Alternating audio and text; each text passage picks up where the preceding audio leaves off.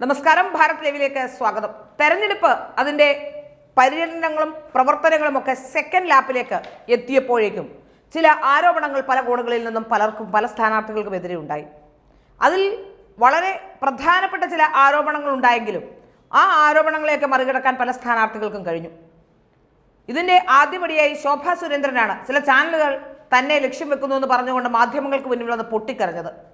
അതിൻ്റെ ചുവട് പിടിച്ചുകൊണ്ട് വടകരയിലെ സ്ഥാനാർത്ഥി കെ ശൈലജ തന്നെക്കുറിച്ച് വ്യാജ വീഡിയോ ദൃശ്യങ്ങൾ ഉണ്ടാക്കുന്നെന്ന് പറഞ്ഞുകൊണ്ട്, അല്ലെങ്കിൽ അത്തരത്തിലുള്ള ദൃശ്യങ്ങളുണ്ട് എന്ന് എതിർ സ്ഥാനാർത്ഥി തരത്തിൽ പ്രചരിപ്പിക്കുന്നു എന്നൊക്കെ പറഞ്ഞുകൊണ്ട് രംഗത്ത് വരികയും ചെയ്തു. ഏതായാലും അതൊക്കെ വ്യാജമാണെന്ന് പിന്നീട് നമുക്ക് മനസ്സിലാവുകയും ചെയ്തു. ഷാഫി പറമ്പിൽ മിണ്ടാതിരിക്കുകയായിരുന്നു അവിടെ നിന്ന് വ്യക്തമാവുകയാണ്. ഏതായാലും വടകരയിൽ സംഭവിച്ചത് എന്താണെന്ന് നമുക്കറിയാം. മറ്റ് സ്ഥലങ്ങളിലെ സ്ഥാനാർത്ഥികൾ, ഇപ്പോൾ തിരുവനന്തപുരത്തെ സ്ഥാനാർത്ഥി രാജീവ് ചന്ദ്രശേഖരനെ സംബന്ധിച്ച ചില ആരോപണങ്ങൾ, ആ ആരോപണം എന്ന് പറയുന്നത് അദ്ദേഹത്തിൻ്റെ സ്വത്തുമായി ബന്ധപ്പെട്ടാണ്. അതുപോലെ തന്നെ ശോഭാ സുരേന്ദ്രനുമായി ബന്ധപ്പെട്ട് ചില ആരോപണങ്ങൾ ചില മാധ്യമങ്ങൾ ടാർഗറ്റ് ചെയ്യുന്നു എന്ന് ശോഭാ സുരേന്ദ്രൻ പറഞ്ഞിരുന്നു. എന്നാൽ വടകരയിലെ നമ്മുടെ ടീച്ചറമ്മയുടെ കരച്ചിൽ വെറും ഒരു കരച്ചിലായിരുന്നില്ല. സത്യത്തിൽ പരാജയം ഭീതിയിൽ വളരെ പരാജയം ഉണ്ടാകുമെന്ന് ഉറപ്പുള്ള കെ ശൈലജയുടെ കരച്ചിലായിരുന്നു എന്നാണ് മനസ്സിലാക്കാൻ സാധിക്കുന്നത്. അതിന് കാരണങ്ങളുണ്ട്. കാരണം കെ ശൈലജയെ വടകരയിലേക്ക് എത്തിച്ചതിൻ്റെ പിന്നിൽ, ആ തോൽപ്പിക്കുന്നതിൻ്റെ പിന്നിൽ പിണറായി വിജയൻ ഉണ്ടെന്ന് വളരെ വ്യക്തമായി തന്നെ കെ ശൈലജയ്ക്ക് അറിയാം. തൻ്റെ ജനപ്രീതി എങ്ങനെയെങ്കിലും തിരിച്ചു പിടിക്കാനുള്ള ഒരു ശ്രമമാണ് കെ ശൈലജ നടത്തിയത്. കാരണം ഷാഫി പറമ്പിൽ എന്ന സ്ഥാനാർത്ഥി വടകരയിലേക്ക് എത്തിയതോടുകൂടി നമ്മുടെ ടീച്ചറമ്മയുടെ ജനപ്രീതി ഇടിഞ്ഞു എന്ന് എല്ലാവർക്കും അറിയാം. മാത്രമല്ല, പാനൂർ ബോംബ് സ്ഫോടനവുമായി ബന്ധപ്പെട്ടുണ്ടായ ആരോപണങ്ങൾ, ആ ആരോപണം വളരെ വലിയ രീതിയിൽ ബാധിക്കുമെന്ന കാര്യത്തിൽ യാതൊരു സംശയവുമില്ല. യഥാർത്ഥത്തിൽ ഇത് പിണറായി വിജയനും കൂട്ടരും അറിഞ്ഞുകൊണ്ട് ചെയ്തതാണോ എന്ന് പോലും സംശയിക്കേണ്ടിയിരിക്കുന്നു. കാരണം കെ ശൈലജ എന്ന് പറയുന്ന ഒരു മന്ത്രി കഴിഞ്ഞ സഭയിൽ ഉണ്ടായിരുന്നത് PR വർക്കായിരുന്നു എന്ന തരത്തിലുള്ള ആരോപണങ്ങൾ പല കോണുകളിൽ നിന്നും വന്നിരുന്നു. എന്തൊക്കെ PR വർക്കാണെന്ന് പറഞ്ഞാലും ഒരു സ്ത്രീ എന്ന രീതിയിൽ അവർ മികച്ച പ്രകടനം കാഴ്ചവെച്ച ഒരു മന്ത്രി കൂടിയായിരുന്നു. അതുമാത്രമല്ല, അടുത്ത തെരഞ്ഞെടുപ്പിൽ അത് പ്രതിഫലിക്കുകയും ചെയ്തു. ഏതാണ്ട് ഏറ്റവും കൂടുതൽ വോട്ടിൻ്റെ ഭൂരിപക്ഷത്തിൽ, ആ നിയമസഭയിൽ തന്നെ ഏറ്റവും കൂടുതൽ വോട്ടിൻ്റെ ഭൂരിപക്ഷത്തിൽ വിജയിച്ച അവരെ മന്ത്രിസ്ഥാനത്ത് എത്തിക്കാതിരിക്കാൻ പിണറായി വിജയൻ പരിശ്രമിച്ചിരുന്നു. കാരണം പിണറായി വിജയനെ സംബന്ധിച്ചിടത്തോളം കമ്മ്യൂണിസം എന്ന് പറഞ്ഞാൽ അത് പിണറായിസമാണ്. പിണറായി വിജയന് കമ്മ്യൂണിസ്റ്റ് എന്ന് പറഞ്ഞാൽ അത് പിണറായി വിജയനാണ്.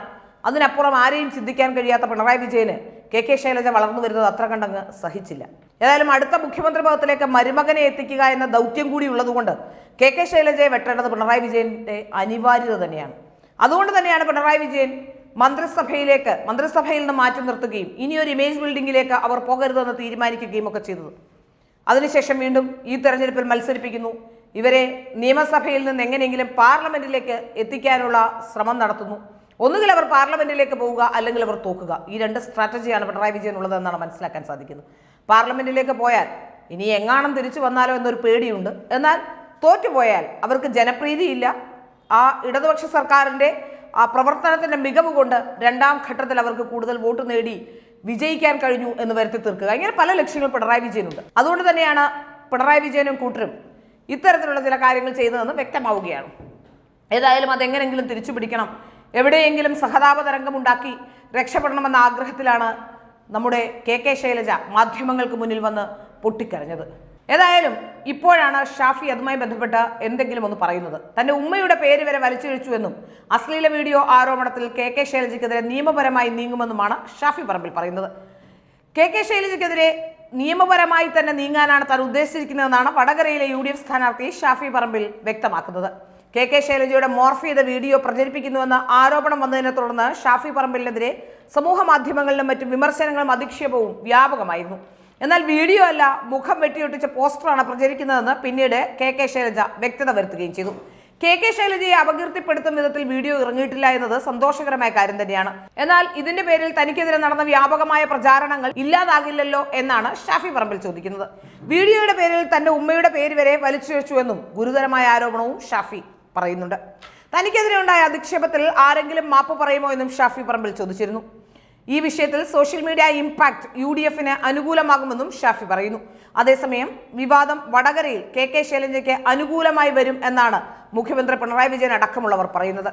ഏതായാലും ആർക്കനുകൂലമാകും ഈ തെരഞ്ഞെടുപ്പ് വടകരയിൽ എത്തുമ്പോൾ എന്നാണ് നമുക്കും ചോദിക്കാനുള്ളത്. ഏതായാലും നമ്മുടെ ഒരു കാൽക്കുലേഷൻ, എൻ്റെ ഒരു കാൽക്കുലേഷൻ, ഈ തെരഞ്ഞെടുപ്പിൽ വടകരയിൽ നിന്ന് ഷാഫി പറമ്പിൽ വിജയിക്കും എന്ന് തന്നെയാണ് മനസ്സിലാക്കാൻ സാധിക്കുന്നത്.